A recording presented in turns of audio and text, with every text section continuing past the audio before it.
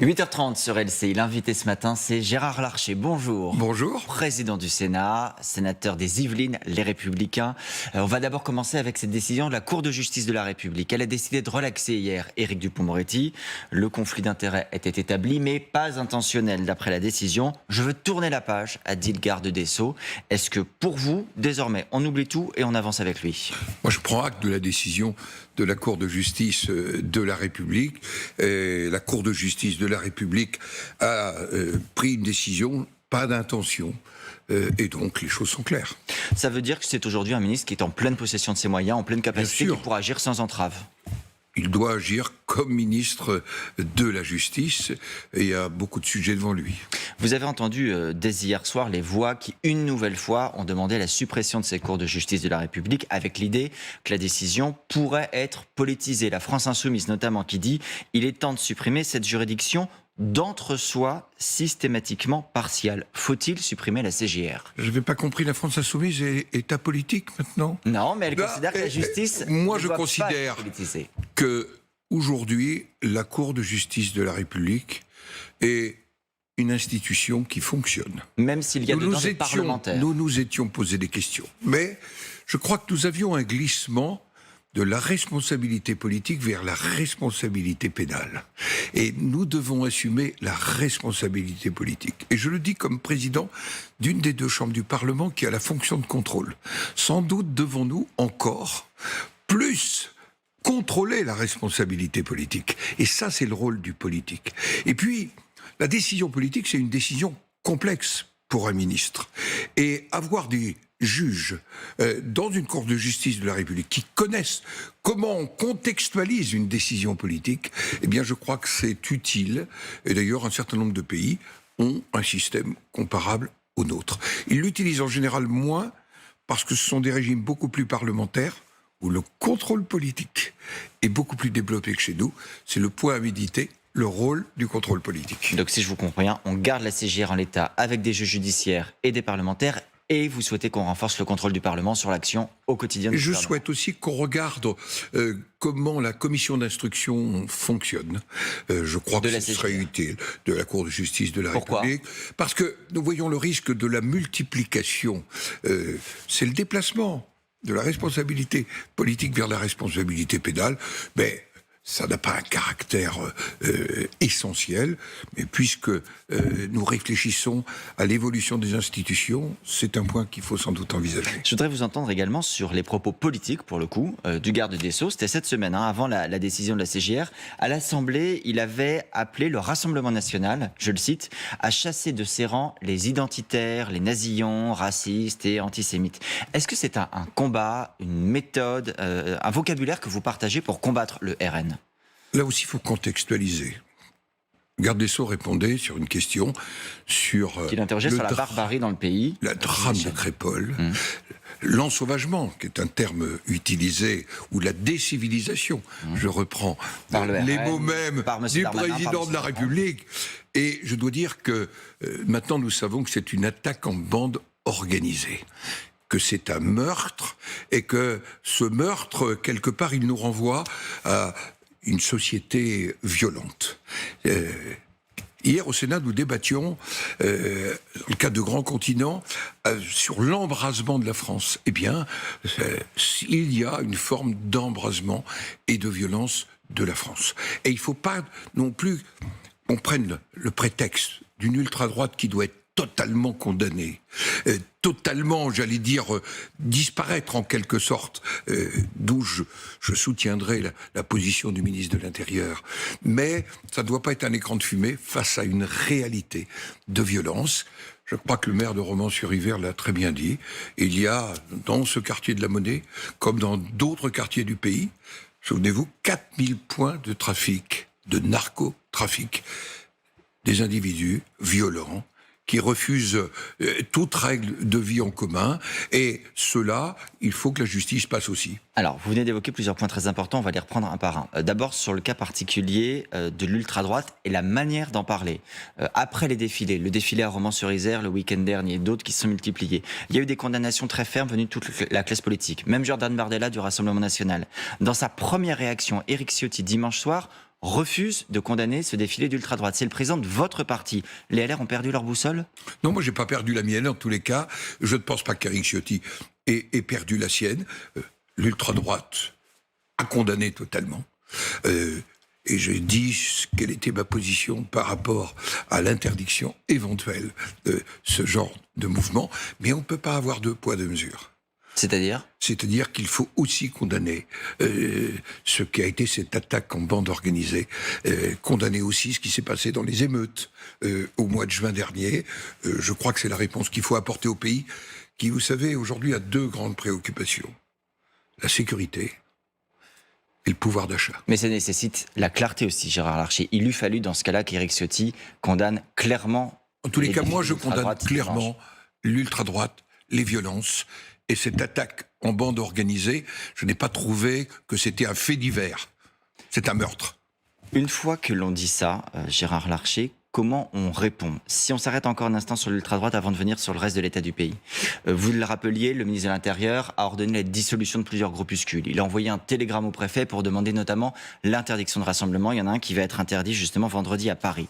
L'ultra-droite est-elle réellement, à vos yeux, une menace pour le pays, ou est-ce qu'on est là sur un épiphénomène ? Écoutez, ceux qui connaissent bien l'ultra-droite, qui l'analysent, jugent qu'il y a autour de 3000 individus qui se retrouvent dans l'ultra-droite. C'est pour ça que, parfois, quand je vois la une d'un très grand journal qui paraît l'après-midi uniquement consacrée à l'ultra-droite, je me dis que, parfois, il faut aussi mesurer les choses. Ça ne change en rien de mon jugement sur l'ultra-droite. Alors, si l'on vient cette fois à l'état du pays, vous-même, vous avez rappelé les termes qui sont employés par l'exécutif, ensauvagement, décivilisation. Quel mot vous retenez ? Quel est le degré de gravité de la situation dans laquelle le pays se trouve aujourd'hui à vos yeux ? Je pense que le pays a perdu un certain nombre de repères et que, quelque part, il y a plusieurs France. Et que ces plusieurs France, elles ne sont pas qu'opposer les quartiers dans les villes. Elle est aussi une France urbaine et rurale qui a du mal à se comprendre. En fait, nous avons besoin de recoudre ce pays. Nous avons besoin de lui retrouver une boussole, de rétablir la confiance. Et je vais vous dire, je pense que c'est dans la proximité avec les citoyens. D'où, ce qui n'est pas ma lubie ou mon obsession, la nécessité de retrouver de la proximité. Ça s'appelle la subsidiarité, ça s'appelle redonner aux élus locaux cette part de confiance et cette part de responsabilité qui est indispensable. Je suis certain que ça n'est pas la verticalité qui permettra de recoudre ce pays. Donc c'est pas au gouvernement de le faire, c'est aux élus locaux qu'il incombe de recoudre. C'est au gouvernement d'abord de faire confiance aux élus locaux. C'est au gouvernement d'engager ce vaste mouvement de décentralisation que nous appelons de nos voeux. Il y a urgence à agir sur ce point et parfois, j'ai le sentiment de la part de l'exécutif et du président de la République que sur ce sujet, il y aurait urgence à attendre. Et pourtant, le chef de l'État a parlé décentralisation, il a parlé institution, il dit qu'il veut une décentralisation réelle. Écoutez, moi j'attends les actes. Septembre 2022, il dit au président des maires de France, des départements et des régions, je vais faire une grande loi de décentralisation. Le Sénat travaille, parce que c'est son rôle constitutionnel, article 24 de la Constitution, produit un rapport, l'envoie au président de la République le 6 juillet dernier. Aujourd'hui, encore aucune décision. On relance à nouveau un processus qu'on confie à quelqu'un qu'on aime bien, Éric Woerth. Puis, ce week-end, on confie un autre processus à Madame Vautrin et au maire de Charleville-Mézières. Il faut décider. Et je vais vous dire, c'était ma conclusion à samedi. Il faut aujourd'hui engager. Ça fait 14 mois que le président de la République s'est engagé. Eh bien, maintenant, il faut agir. C'est l'appel de Gérard Larcher ce matin. Nous verrons s'il sera entendu. C'est un nouvel appel. Nouvel appel après une nouvelle promesse de décentralisation du chef de l'État. Parlons immigration, Gérard Larcher. Votre chambre, le Sénat, a voté un texte. Il est désormais débattu à l'Assemblée nationale, en commission cette semaine. Il se trouve qu'hier, les députés ont rejeté la transformation que le Sénat avait votée de l'aide médicale d'État en aide médicale d'urgence. D'ailleurs, pour des motifs de santé collective, dit la majorité présidentielle. Est-ce que ça rend le texte inacceptable pour vous en l'État ? D'abord, le Sénat l'a voté largement, après un large débat. Je rappelle, 210 voix pour. Nous sommes 348 sénateurs et 105 voix contre. Pour un texte modifié. Pour un texte renforcé, parce qu'il faut réguler nos flux migratoires. Y compris et peut-être d'abord pour réussir l'intégration. Et ça nous renvoie aux émeutes, à une certaine tension dans le pays. On ne réussira l'intégration que si nous régulons nos flux migratoires. Parce que vous pensez que les émeutes ont un lien avec un trop d'immigration? On ne va pas se raconter d'histoire. Les émeutes sont très liées à un échec de l'intégration. Nous verrons le résultat de la commission d'enquête que le Sénat a enclenchée sur les émeutes. Nous allons prendre le temps, mais les premières auditions démontrent quand même que l'échec de l'intégration est une réalité. Vous savez, quand dans des quartiers qu'on appelle en REP, donc en éducation prioritaire, près de 60%, enfin 52% des enseignants disent qu'ils s'auto-censurent et que 40% d'entre eux disent subir des violences verbales ou physiques à la fois des parents et parfois des jeunes, vous vous dites qu'il y a un sujet d'intégration avec la réalité. Est-ce que nous formons encore une seule nation? C'est mon ambition. Quand est-ce que la commission rendra ses travaux? Je pense qu'il lui faut encore 4 mois pour conduire ses travaux, mais ça appartient au président de la commission. Je reviens juste sur la question de l'AME. Éric Ciotti, après cette transformation, ce retour en arrière à l'Assemblée, dit ça redevient un texte au rabais qui continuera d'inciter à l'immigration de masse. Oui. Est-ce que c'est-à-dire que vous appelez ce matin les députés LR à ne pas voter le texte si ça reste en l'état? Non, d'abord, l'AMU. On a caricaturé le vote du Sénat. En fait, nous faisons la même chose que l'Allemagne aujourd'hui. Naturellement, tout ce qui est urgent, tout ce qui est grossesse et suite, tout ce qui est prophylaxie, tout ce qui est prévention. Voilà pourquoi l'argument de santé publique ne tient pas. Vous le dites à la majorité présidentielle. L'argument de santé publique. En fait, le vrai sujet, c'est que la majorité présidentielle, elle est divisée sur ce texte. Et donc, nous verrons les débats en séance, parce que, en tant que parlementaire, j'attends les débats en séance. Nous verrons comment les choses se déroulent, mais nous avons la nécessité absolue d'une politique migratoire. J'étais la semaine passée en Allemagne. C'est avec le sujet financier, le grand sujet d'un gouvernement de coalition dirigé par le SPD. Comment réguler les flux migratoires? Sinon, la crainte. En Allemagne, c'est la montée de l'AfD. Et regardez ce qui s'est passé aux Pays-Bas. Il faut traiter ce sujet sans oublier nos valeurs, sans oublier notre humanisme, mais il faut traiter ce sujet en vérité. Vous le dites aussi pour le gouvernement et pour la majorité présidentielle. Bien sûr. Si nous ne faisons pas, si nous n'agissons pas... C'est une responsabilité collective que nous avons, nous qui nous trouvons dans les valeurs de la démocratie. Vous disiez à l'instant que vous êtes attaché aussi au débat en séance publique, au Parlement, donc à l'Assemblée maintenant. Est-ce que ça veut dire que le texte qui est sorti du Sénat est encore négociable? Parce que le plus probable, c'est qu'il y ait ce qu'on appelle une commission mixte paritaire. Il faudra mettre d'accord les deux versions. C'est pas le plus probable, c'est même certain. Voilà. Qu'il y aurait une commission mixte paritaire. Il appartiendra aux membres de la commission mixte paritaire de savoir si le texte renforcé... le texte qui est le texte du Sénat, ils ont le sentiment qu'il est préservé. Moi, je pense que nous devons être exigeants sur un sujet qui est une responsabilité majeure. Mais votre texte n'est pas à prendre ou à laisser. Vous êtes prêt à de nouvelles concessions? Écoutez, par nature, je crois au débat. Le débat, il permet des convergences, mais il y a des sujets sur lesquels on ne pourra pas transiger. Une fois ce texte adopté, dans l'hypothèse où il est adopté, une fois les textes budgétaires terminés, vous êtes concerné au premier chef parce qu'en ce moment on parle budget au Sénat, quelles doivent être les réformes pour 2024? Il y a en ce moment des interrogations sur le cap pour la suite du quinquennat. Le chef de l'État a répondu en début de semaine en disant « Je suis à la barre depuis un peu plus de 6 ans et on tient le cap », mais ce cap est-il clair pour vous? D'abord, je reviens un instant. Le texte, il peut être adopté en utilisant le 49.3 si le gouvernement veut forcer la main ou si le gouvernement veut un texte édulcoré. Il ferait une erreur de le faire? Je pense qu'il ferait une erreur de ne pas dialoguer fortement avec le Sénat et la majorité sénatoriale. Ça veut dire adopter votre texte le plus proche possible. Il y a une vraie, pas exigence, mais un vrai besoin pour le pays. C'est pas de vous faire plaisir, c'est que le pays a besoin d'une vraie politique migratoire, y compris pour réussir l'intégration. Et si on va au bout de votre logique, dans ce cas-là, Gérard Larcher peut très bien passer par 49.3. Si le pays en a tant besoin, le 49.3 permettra qu'il y ait un texte. Oui, mais un texte, il ne peut pas être un texte édulcoré de l'essentiel.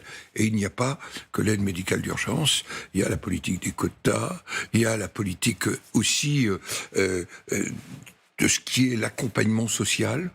Tout ceci, on ne peut pas être le mieux-disant social pour en quelque sorte créer un appel d'air. Et il y a aussi la question des travailleurs et de la régularisation. Le Sénat a souhaité que ce soit le préfet dans un droit non opposable. C'est un point, là, non négociable. Mais là, par exemple, l'amendement déposé par Renaissance, qui prévoit que le préfet puisse se prononcer et s'opposer dans certains cas, est un amendement de compromis. Est-ce qu'il pourrait vous convenir? Non, pas en l'état. Il faudrait revenir à la formulation du Sénat. Bien sûr. Sinon, vous appelez les députés LR à ne pas voter. Écoutez, je n'appelle pas les députés LR, je les appelle à constater que le texte ne correspond pas à ce qu'ils attendent, puisque j'ai vu que mardi, les députés LR s'étaient mis d'accord sur la ligne du Sénat. Et je pense que c'est une bonne décision de leur part. On est décidément très très très très loin d'un accord encore avec le gouvernement. C'est le propre du bicamérisme, débattre, mais aussi formuler l'essentiel. Vous êtes prêt à faire échouer la loi, en fait. C'est ce que je comprends. Mieux vaut pas de loi qu'une mauvaise loi. Ah ben oui, on l'a vu. Pardonnez-moi, je voudrais pas... j'ai hier salué en séance la mémoire de Gérard Collomb, mais le texte de 2018 était un échec. Sur les autres textes, j'y reviens Gérard Larcher, parce que il va y avoir, au-delà de l'immigration, au-delà du budget, aussi des enjeux économiques et sociaux. Si on prend déjà ce qui concerne le portefeuille des Français, il y a toujours une incertitude sur la hausse du prix des boîtes de médicaments, ce qu'on appelle les franchises. Certitude, le prix du tabac, lui, va augmenter. Le prix des péages aussi, près de 3% l'année prochaine. Nos confrères du Parisien évoquent même 5 à 6% pour l'année suivante, 2025. Est-ce que toutes ces hausses sont justifiées? Si elles servent le retour soit à des finances publiques plus saines, soit à une économie plus florissante selon les arguments que l'on prend, est-ce que ça peut être acceptable? Vous savez, l'inflation, elle correspond aussi à un certain nombre d'évolutions qui dépassent notre seul pays. La question énergétique joue un rôle essentiel. Et la question du prix de l'énergie. Voilà pourquoi se mobiliser, se battre pour avoir un accord sur les prix de l'énergie en Europe était aussi essentiel. La deuxième des choses, c'est que nous sommes un pays qui aujourd'hui, on examine la loi de finances, à 56% de dépenses publiques, dans lequel les prélèvements obligatoires, nous sommes médaille d'or. Nous sommes plus près de 45% que de 40%.